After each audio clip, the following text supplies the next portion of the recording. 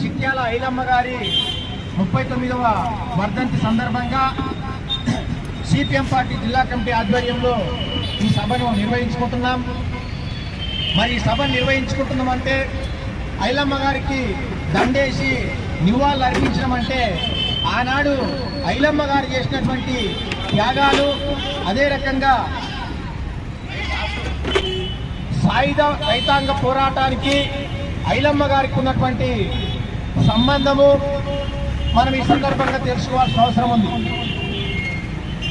రాష్ట్ర నాయకులు ముఖ్య అతిథి ఉన్నారు కాబట్టి ఐలమ్మ గారికి సాయుధ పోరాటంతో ఉన్నటువంటి లింకు వారు వివరిస్తారు. నేను కొన్ని జిల్లాకు సంబంధించినటువంటి సమస్యలు ఇక్కడ ప్రస్తావిస్తా.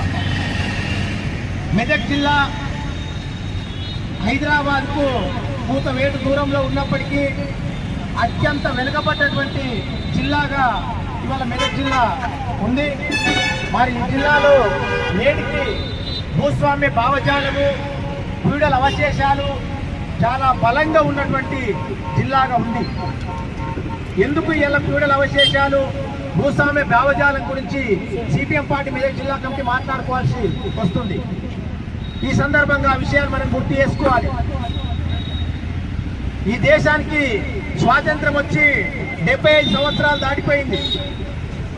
మరి ఈ సభ జరుపుకుంటున్నటువంటి ఉద్దేశం కూడా సెప్టెంబర్ 17వ తారీఖు నాడు తెలంగాణ విమోచన దినం అని చెప్పి, విలీన దినం అని చెప్పి రకరకాల ప్రచారాలు జరుగుతున్నటువంటి పరిస్థితులు మనం ఉన్నాం.